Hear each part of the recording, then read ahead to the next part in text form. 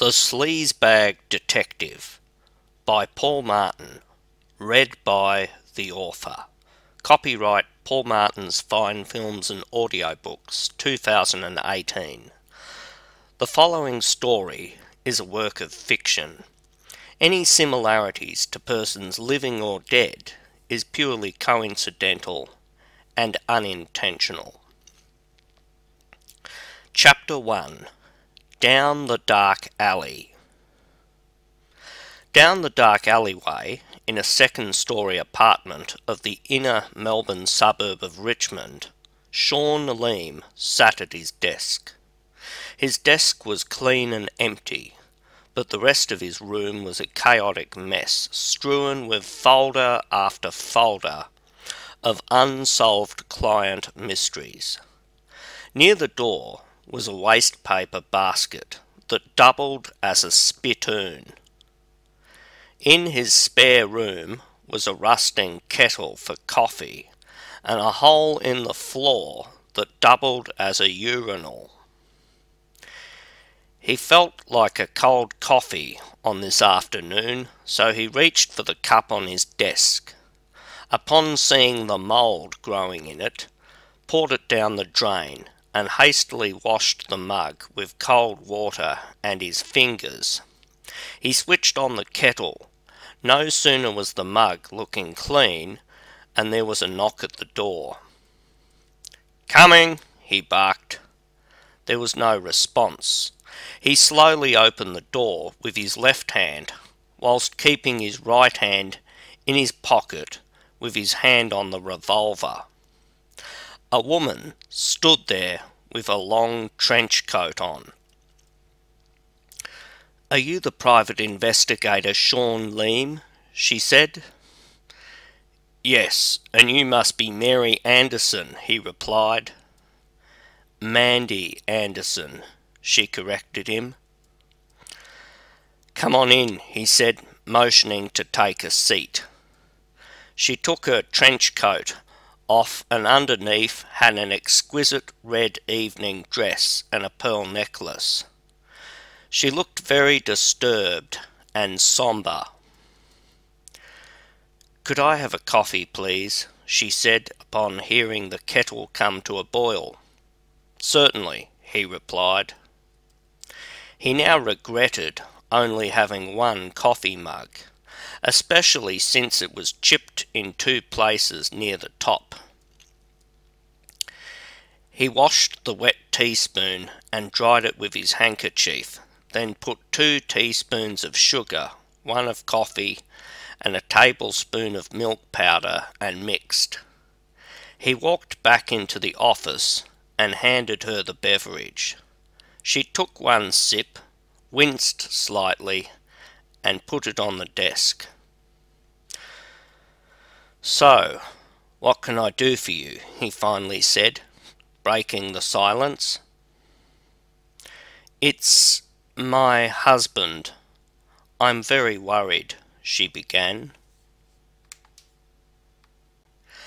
"And you suspect he's cheating on you?"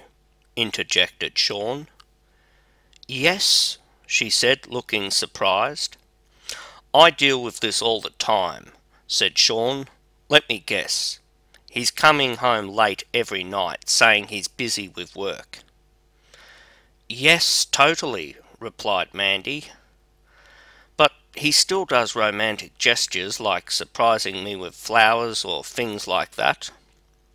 "And I suppose he has a forlorn look on his face when he does?" asked Sean.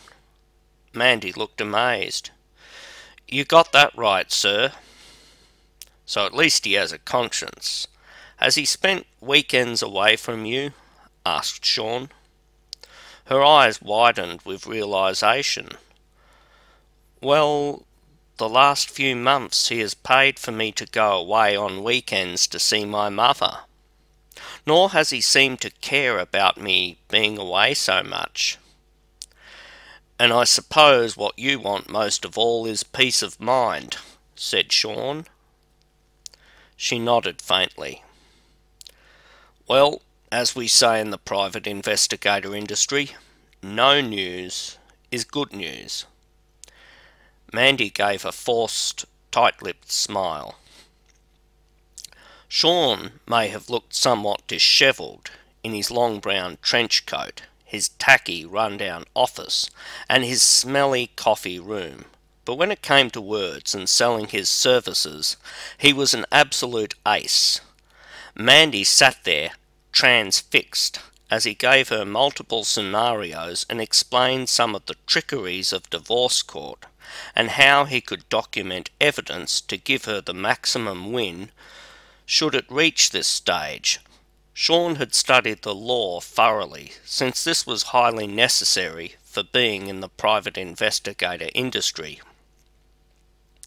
After negotiating a daily fee of $300 to spy on her husband, she left the office, brimming with confidence. Just as Sean had feared going bankrupt, he had suddenly netted a client to keep him afloat a bit longer. Sean sculled down Mandy's coffee, then left the office. He caught the train home and walked back from the station. His rust bucket bomb of a car sat in the front yard. He had not driven it in a week. Sean's girlfriend of 15 years, Marlene, had cooked dinner. "I have a client," he excitedly told her. "Yay. Another stupid woman with money to burn who should just leave her husband," she said sarcastically. "You know how these women are, married to rich husbands. They don't care if he cheats. They only care if he leaves her. She gets nothing in the divorce. I've seen it time and again." She stared blank-faced, not responding, so he continued. "I'll be working this weekend. My client is flying interstate to be with her mother, which is the perfect opportunity for me to follow the husband and monitor and record him. She will be away from Thursday till Monday. That's $1,200 for a nice weekend's work." "Yeah, then maybe we can save up for a wedding," she said. Sean looked at her.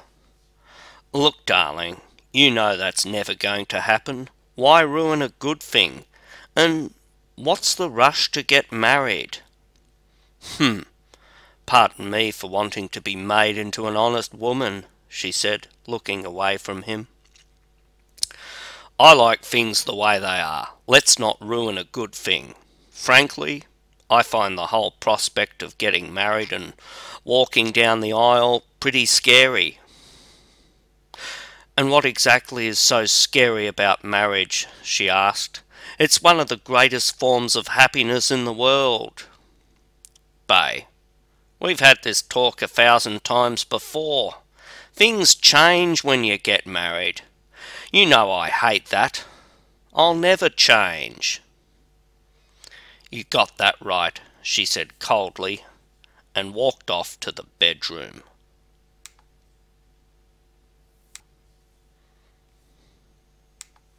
Chapter 2.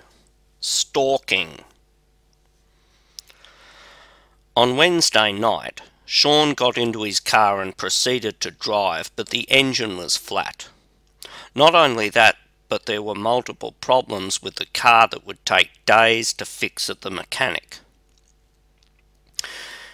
His girlfriend became furious and shouted, "No, you are not taking my car." "But we've got no choice," he said, utterly exasperated. The last time Sean had used her Volkswagen, he had painted it dark green so that it wouldn't stand out like a sore thumb. She had made him paint it back to the bright pink and added a few flowers in. Now he would have to leave it unaltered. The only permanent alteration he'd been allowed was to add very dark tinting to the windows. The next morning, as promised, $1,200 had been transferred to Sean Leam Investigations, Inc. Now he had to earn it. Mandy was no one's fool and had demanded an hourly record of all his activities. Sean packed potato crisps, muesli bars, 10 plastic bags, and 20 litres worth of water in 5 bottles. He parked his car several houses away from Mandy's mansion in the wealthy Camberwell suburb. He switched on and focused his sound detector. He recognised Mandy talking to what was presumably her husband, Antoine. "Stop arguing with me, or you'll miss your flight." Eventually, the door slammed shut, then opened and shut again. The sound detector picked up the sound of an engine revving. Then 5 minutes later, the automatic gate slowly opened. Antoine was driving while Mandy sat in the front passenger seat. He followed their car to the airport, then pulled over several metres behind them. He did not fear losing Antoine because Mandy the night before had attached to the car a small, unrecognisable tracking device. The main concern was being cut off in traffic. He followed at a safe distance, over several large bridges and onto Melbourne Airport. Antoine pulled in at the top drop-off point and got out. He opened the boot of the car, grabbed his wife's luggage, and got out of the car. He gave her a dutiful peck on the cheek, then abruptly she walked off. Antoine looked somewhat familiar, but with his dark-tinted sunglasses it was hard to tell. He jumped back in the car and sped off.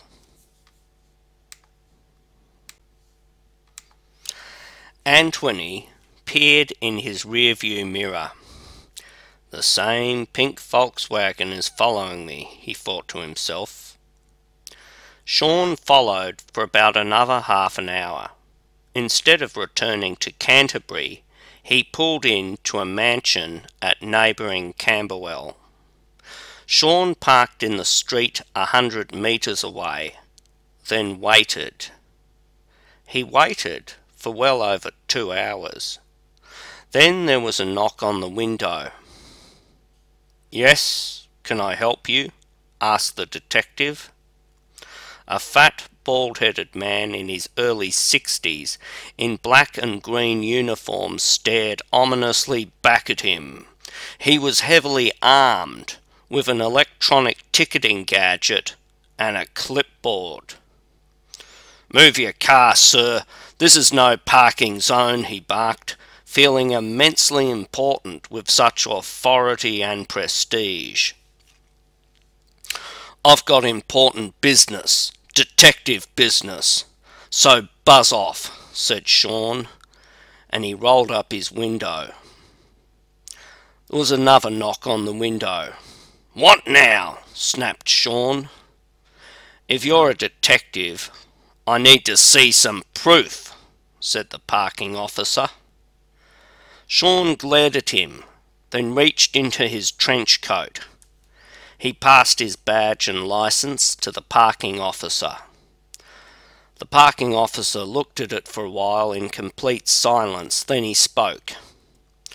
"I thought you were a real detective, in which case you would be exempt. But you are parked illegally in a loading zone and have been here for 2 hours. I was going to give you the chance to leave and avoid a fine, but now I think I'll just give you a double whamming." The parking officer stood a few metres away, taking down his details, as well as the car registration. Then he handed him back his licence, along with a fine for $100. No sooner had he received the fine, and who should walk out onto the street but Antoine. He was accompanied by a woman that was hard to recognise behind her dark sunglasses, hat and scarf. She looked about 70 years old. He didn't even have time to photograph them, but started tailing his prey. 20 minutes later, he watched them drive into Anthony's mansion. The automatic gate opened, their car disappeared. Sean parked across the street under some shady trees. Now it was time for a long stakeout. Chapter 3. The Waiting Game.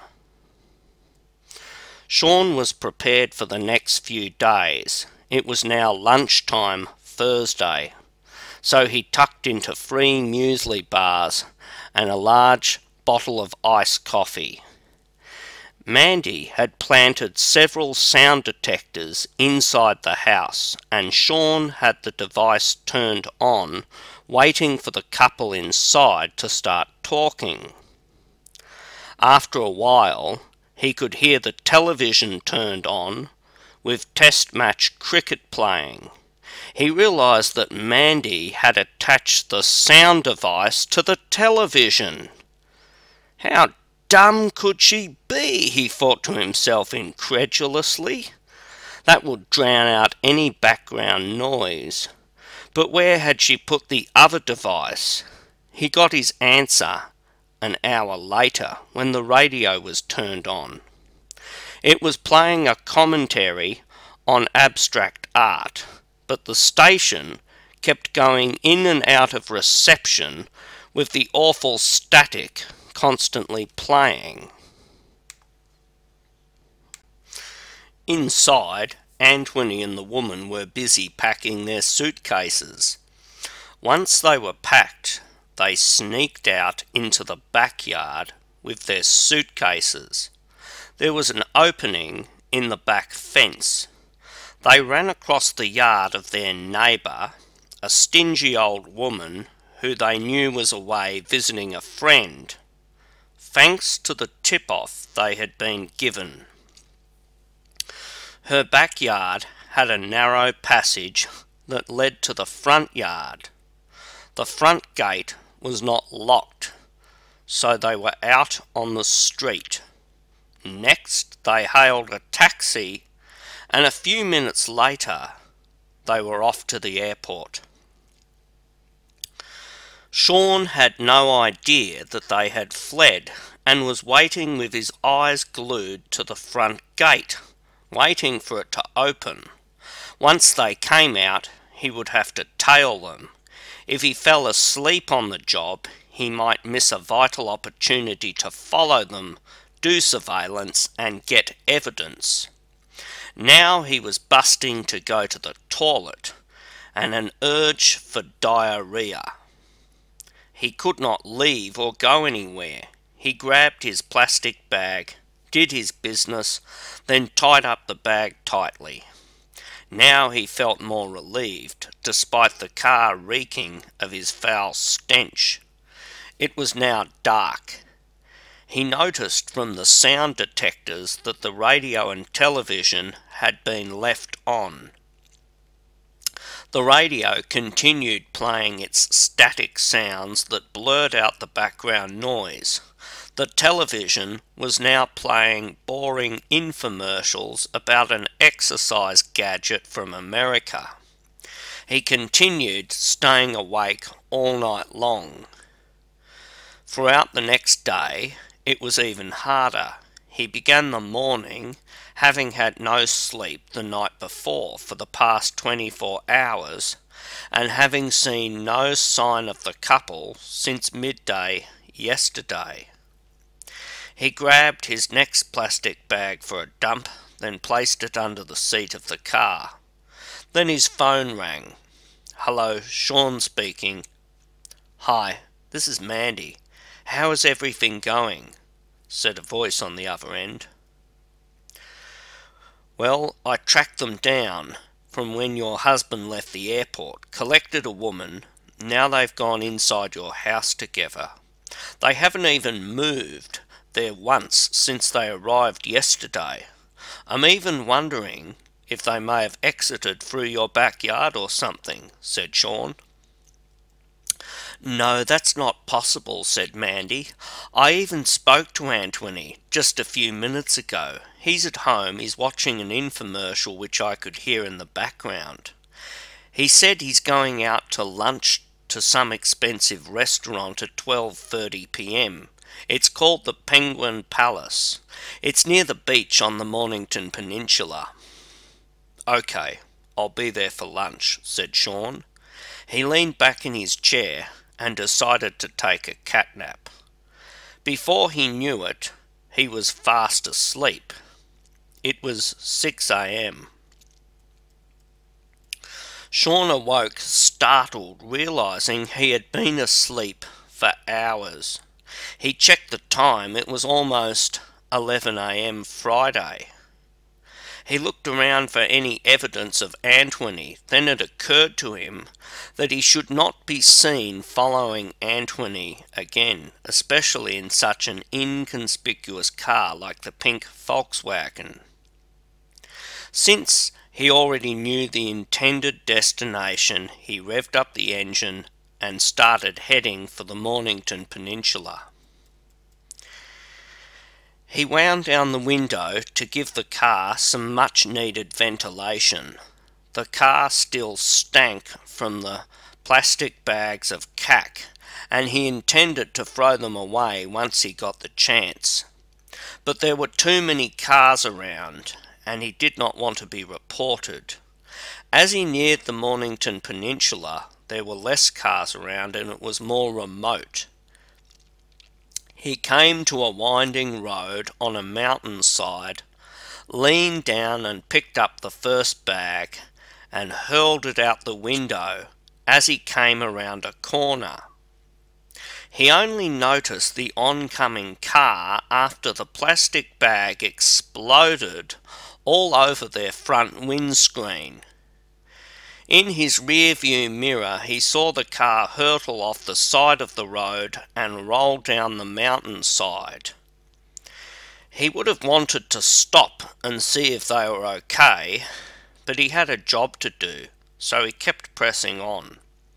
He heard the remote sound of an explosion in the distance. He arrived in record time at the Penguin Palace at 12:15 p.m. He parked the car a discreet distance away and walked into the restaurant. Since he had been paid handsomely by Mandy, he figured he might as well eat well on this occasion. He never liked wasting money on eating out with his girlfriend, so this was a rare opportunity to taste good food. And he was always complaining about her cooking anyway. He ordered a penguin burger and a whale steak, well done. He was served as it neared 1 p.m, but there was still no sign of Anthony. While he was sitting down, an attractive blonde woman in her early 30s, in a short black dress, walked up nonchalantly and sat on his table next to him. "Hello, are you Ryan Anderson?" she asked. "No, you've got me confused with someone else," he replied. "Oh, come on, it is you. Remember me, Merrill Emily? Year 12, Frankston High School? You always had that crush on me, but never asked me out. But it's so good to see you again. Don't be shy." Sean thought for a minute. She definitely had the wrong person. But she seemed very friendly and flirty. And who knew where this would go? Then on a spur of the moment he decided to wing it. "Oh, of course, Merrill. How have you been? How's life been since graduating?" he asked. She sat down next to him and he asked her about the past 18 years.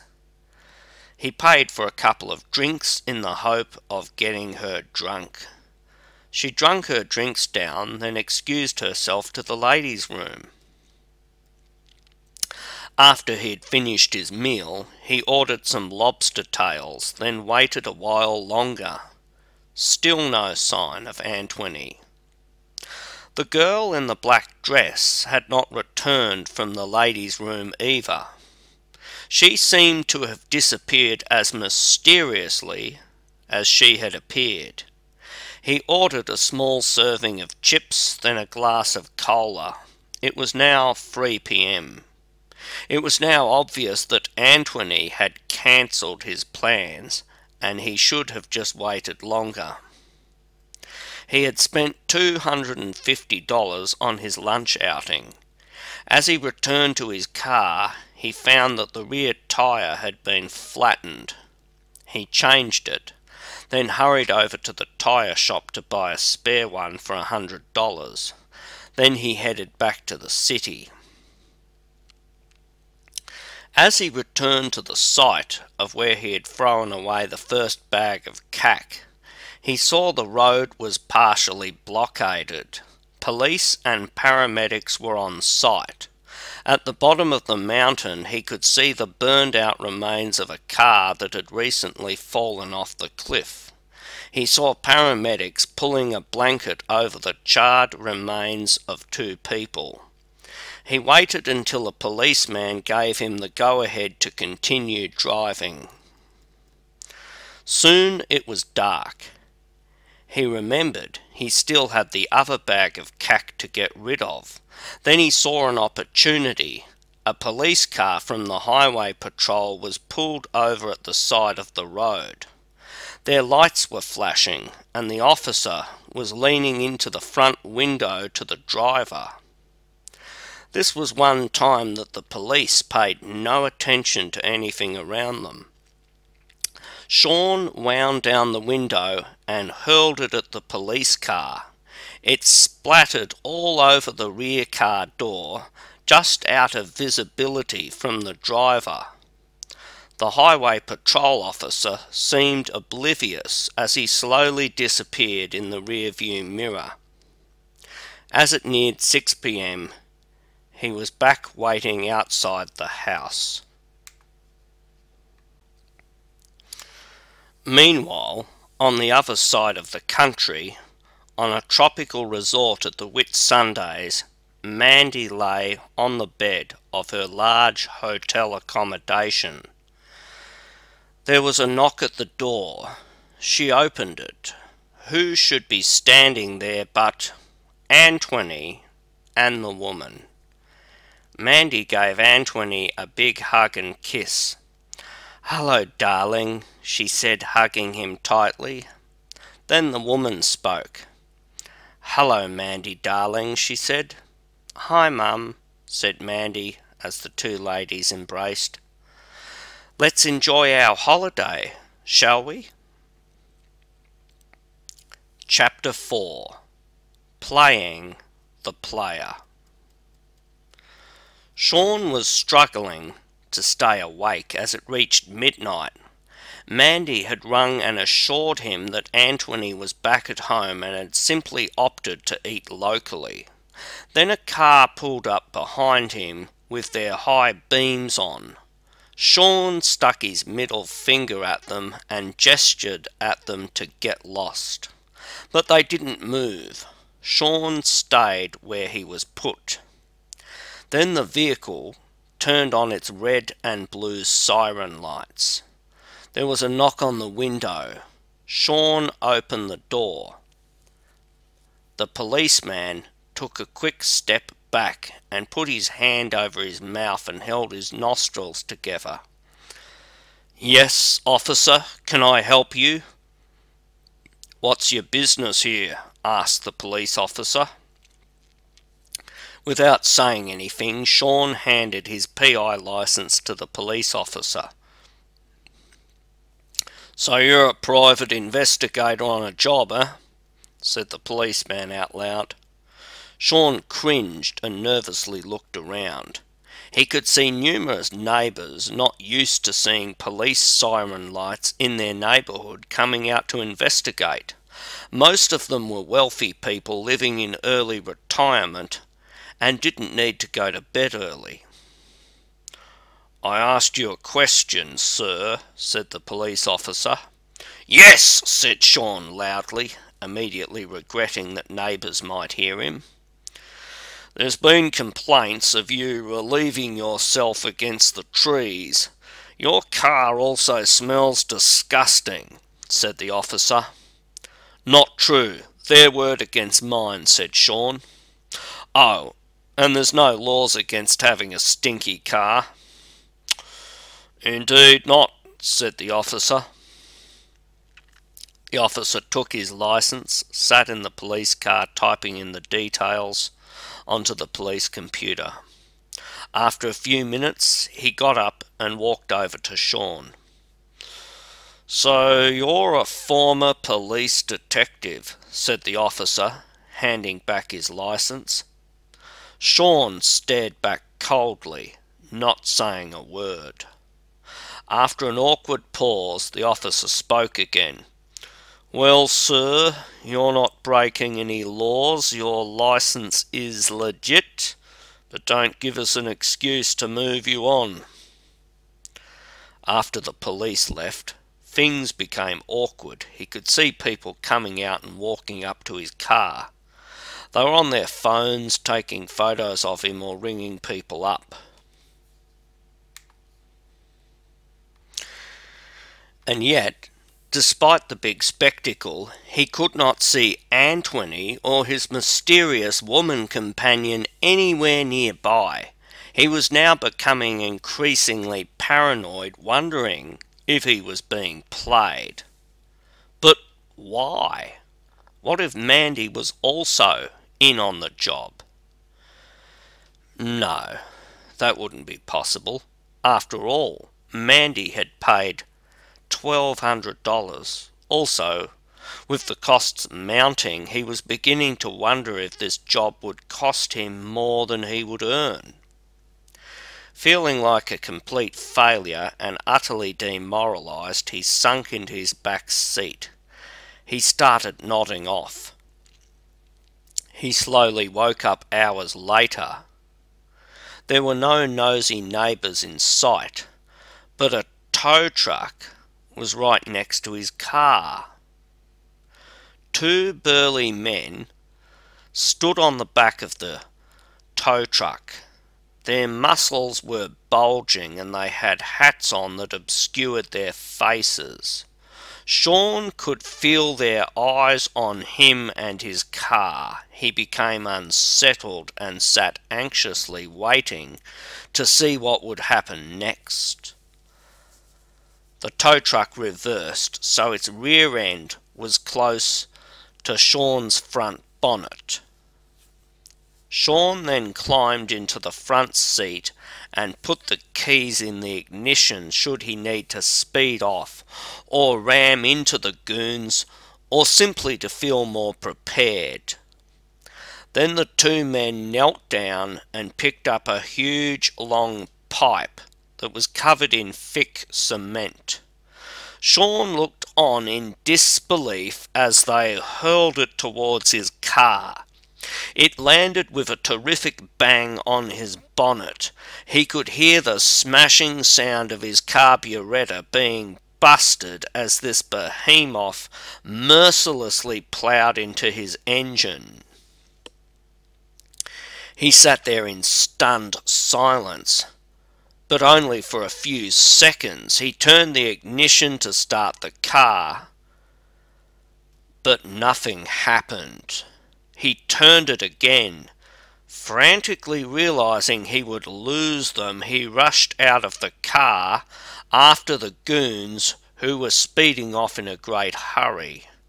"Come back, you bastards!" he screeched at the top of his lungs, hysterically chasing after them. They drove slowly enough to make him think he had a chance of catching them, so he kept up his pursuit. When they were several hundred metres away, the truck stopped. The two men jumped out of the vehicle, removed the tape from the number plates, and the vehicle sped off onto the freeway. The two men ran in opposite directions. By the time he reached the intersection where the two men had jumped out, the tow truck was long gone, and off in the distance, to his left and right, he could see two cars starting up, then driving off. Both were too far away for him to pursue on foot. Then the phone rang. It was Mandy. Sean desperately needed to call the police, but knew that if he didn't answer his phone, she might suspect him of sleeping on the job. "Hi Mandy, can I ring you back in a minute?" asked Sean. "No, this is urgent," said Mandy. "What's going on? Anthony just rang me and said he saw a pink Volkswagen get destroyed by some thugs across the road. I don't want you to call the police, please. It will blow your cover. If you can successfully find some proof of my husband cheating, I will gladly pay for the damage to your car. But you absolutely must not leave the site or fall asleep. Got it?" Sean reluctantly agreed, after some persuasion. Then he slowly made his way back to the car. He looked at his watch. It was 6:30 a.m. Saturday morning. After a massive strain on his muscles, he finally managed to lift and roll the cement pipe into the gutter. As it fell, it scraped past his car and shattered the front window. He sat in his car and felt the immediate urge to relieve himself. He was starting to realise that too many muesli bars on an empty stomach was a bad idea. With one of the windows shattered, the stench was starting to make its way to passers-by. Meanwhile, back at the Whitsundays, Anthony, Mandy and her mum were laughing raucously to the end of a perfect day. After a morning spa and sauna, followed by a luxurious lunch, they had spent the afternoon scuba diving. They then returned to their hotel for an update from the Private Investigator. The Private Investigator, Peter Harrison, had sent photos and video footage as requested. Peter had captured Sean Leem taking a dump in the gutter near their house. They then looked at the speeded up video that had caught him fast asleep throughout much of the shifts. They then saw the flattened tyre outside the Penguin Palace. They laughed heartily as they saw his car bonnet being smashed and the video of him frantically running after the car, which Peter had only watched from a distance in the rearview mirror. Peter received a phone call. "Oh, hi Mandy," he said jovially. "I've transferred the $14,000. And may I just say how much you deserve every penny of it," added Mandy. "It's been an absolute pleasure," he replied. After she got off the phone, Anthony spoke. "Mandy, I love you with all my heart. And if it were not for my fiancée leaving me 15 years ago, I would not be with you. Nevertheless, justice should be served to the man who destroyed my first relationship by cheating with her and convincing her that I was unfaithful." Chapter 5. Satisfactory Payback.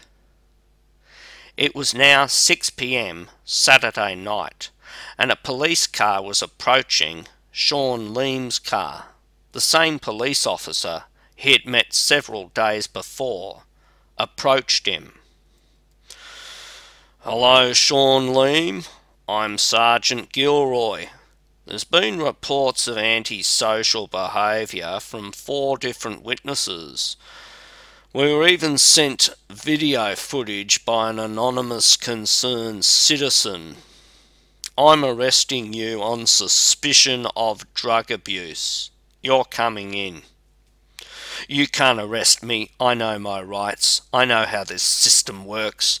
As for those reports, it's their words against mine," said Sean fiercely. "I knew you were going to say that," said Sergeant Gilroy nonchalantly. "Oh, and your car is destroyed. How did that happen?" "Some thugs dropped a cement pole on it last night," replied Sean. The sergeant paused for a moment and examined the damage. So why didn't you report it to the police?" "Only a drug-affected person would neglect that." "Do you have insurance?" "No comment," was Sean's stock reply. The sergeant shrugged. "Not my concern, I suppose, then, but I suspect you probably destroyed it yourself for the insurance money. Without a police report, it's unlikely you'll get a cent. But more importantly, this car needs to be towed away at the owner's expense." "It's not going anywhere," said Sean. "Well, it's a non-residential vehicle that cannot move, so it's in violation of local laws," said Gilroy. "Who do I call?" said Sean irately. "Don't you worry about that, sir. We've already called a towing company. They should be here any minute," the sergeant said calmly. 10 minutes later, the tow truck arrived. Sean was forced to pay the $150 towing fee and gave his address to the driver. The driver said it looked like $3,000 worth of damage and began attaching the car. Sean was handcuffed and put in the back of the police van. After being strip-searched and tested for drugs, he was taken in for questioning. He demanded his one phone call. He phoned Mandy, hoping she would be merciful and give him another chance. "Hi, Sean. How is it going?" she asked. "Hi, Mandy. I'm calling to let you know I've been arrested falsely on an accusation of drug usage, but I'm innocent." There was an awkward pause. Then Mandy spoke. "So, you're at the police station?" "Well, yes." "Why have you abandoned your post when you were supposed to be doing surveillance on my husband?" she snapped. "Look, Mandy, I just need you to put in a word for me so I can get out of here and continue my job. Oh, and just to let you know, the tow truck driver thinks the damage to my car is worth $5,000. So, if you could transfer the money, that would be great." "So you've abandoned your post, been arrested for drug use, and you expect me to pay for your car, even when you broke your end of the bargain? Are you kidding me? I want my $1,200 back, or I'll see you in court. I will have you know I live in a nice neighbourhood, and I don't want to see bogan scum like you there ever again." Then she slammed down the phone. Sean groaned. He now regretted ringing her, letting her know he was away from his job. He then proceeded to ring Marlene. The police officer on duty had not noticed his first call had ended, so he proceeded cautiously. Her phone was switched off, so he left a message. "Hi, darling. Just letting you know I'm under arrest on the fake accusation of drug use and antisocial behaviour. They can't hold me for more than 8 hours. Oh, and sorry about the car." Then he hung up. The police guard looked up. "All done?" "Yes, thanks," replied Sean. He was led back into his cell. Chapter 6. Back Home. He shared his cell with a frail drug addict who minded his own business. Sean found it hard not to resist the urge to bash up his cellmate, just for the fun of it. He despised drug addicts from the bottom of his heart. The next morning, he and his cellmate were woken up, put in the back of a police van and transferred to a magistrate's court. The drug addict was sentenced to 6 months in a rehabilitation centre, while he profusely thanked the magistrate. Sean was found not guilty of drug usage, but was found guilty of antisocial behaviour and defecating in a public place. His job as a PI was not mentioned in what must have been an incredible oversight by the prosecution. Perhaps it was just a communication breakdown along the lines. He was ordered to pay a total of $950 as a fine and for statutory costs. He paid on the spot and was free to go. He was in the city and headed back to his office to check if everything was okay. He unlocked the door, looked in. He gasped. There were no folders anywhere. He frantically looked around the office in vain. He opened his drawers. All his confidential papers were gone. His certificate of accreditation for being a PI was missing. Yet there was no sign of a break-in. The only person who had a copy of the key was Marlene. Perhaps she took them home for safety, he mused to himself. He got the train back to his suburb, then walked half an hour from the station to his home. In the driveway was the wreck of his girlfriend's car. It was still stinking of excrement. The number plates were missing. His own car was also missing. He unlocked the front door and walked in. "Honey, I'm home," he yelled, but there was no response. He walked into the kitchen. On the bench was a small piece of paper. It was a receipt from the wreckers for $300 paid to Marlene in exchange for his car. "Marlene, where the hell are you?" he bellowed at the top of his lungs. He walked into the dining room and almost fainted. There were 5 A4-sized photographs on the table. Marlene had found them in a large envelope in their letterbox. The first 3 were photos of Sean sitting and enjoying himself at the Penguin Palace with a pretty blonde girl in a black dress. The 4th showed him taking a dump into a drain in the wealthy suburb of Canterbury. The 5th showed him lifting a pole from her damaged vehicle, implying that he had deliberately damaged the vehicle.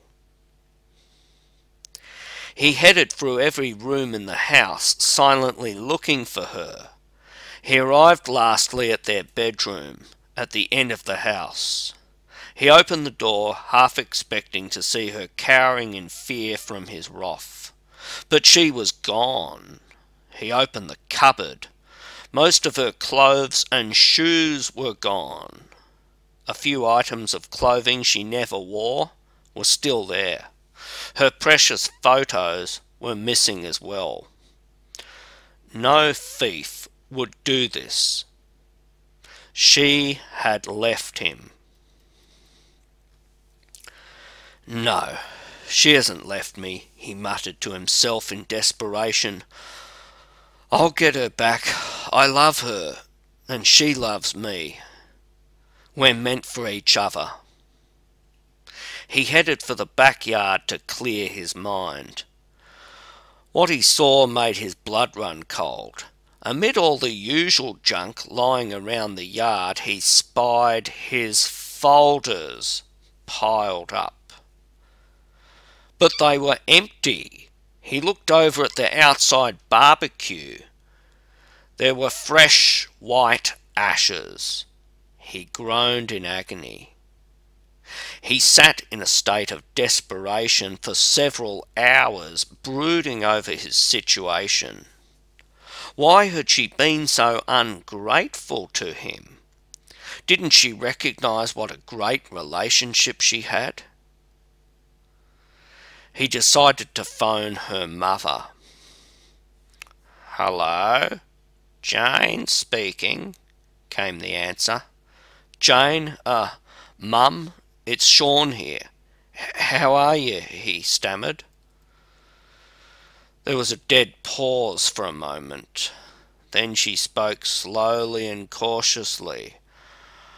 "Oh, hello, Sean dear. What can I do for you?" It's Marlene. She's gone missing. Look, I'm just going to blurt it out. Is she with you?" "Yes, dear, she is," came the reply. "Mum, can I speak to her? I can explain everything. You know I love your daughter," he pleaded. "He says he wants to speak to you and explain everything," he overheard her say. There was an inaudible response. Then Jane said, "No, you tell him that." The exchange went back and forth several times. Finally, Jane said, "No, you be a big girl. Handle it like an adult." Then he suddenly heard heavy breathing on the phone. "You lying bastard," she snapped. "You had 15 years to explain everything to me. Don't ever speak to me again." "Now see here," he began, but was cut off by Jane. "Look, Sean dear, it's over. You've really hurt my daughter. Please don't come over or we will call the police. Good luck with everything. Goodbye." Then she hung up. Marlene and her mother sat glumly, not saying a word. Eventually, her mother broke the silence. "I always thought you were much happier with your high school sweetheart. You were even going to marry him. What was his name again? Anthony." "Antoine," Marlene corrected. "Whatever happened to him?" she mused. "I have no idea. He's probably still working dead-end jobs in factories," she said with a shrug. "That Sean of yours was always promising the world, but he never seemed to deliver anything," said Jane. Tears began trickling down Marlene's face. Jane got up and sat next to her. She gave her daughter a big long hug.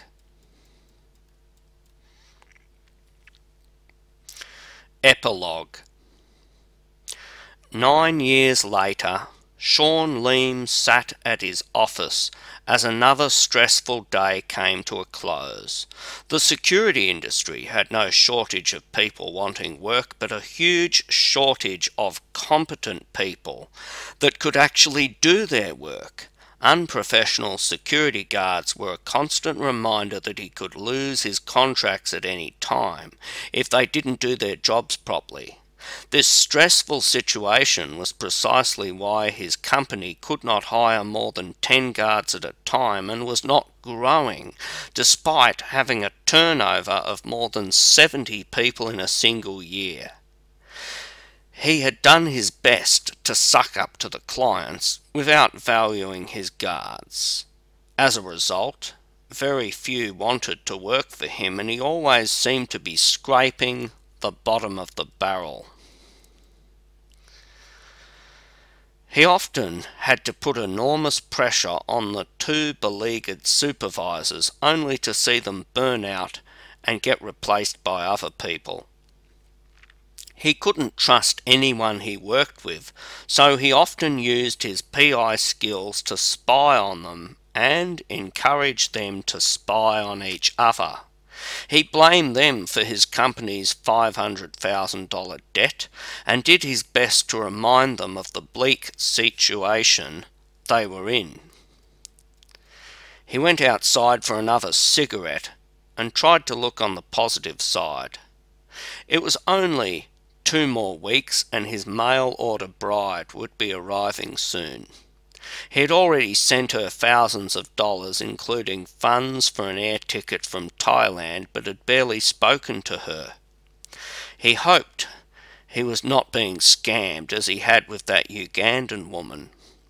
Then there was a Ukrainian and a Russian as well who had played the same trick on him. He needed to remember to take his medication to suppress the effects of his herpes infection. But he still considered himself lucky. At least he didn't have AIDS. Besides, he thought to himself, a foreign woman who couldn't speak much English would be fearful and highly dependent on him, which would give him a lot of power over her. Life, at least for now, seemed pretty good. The end.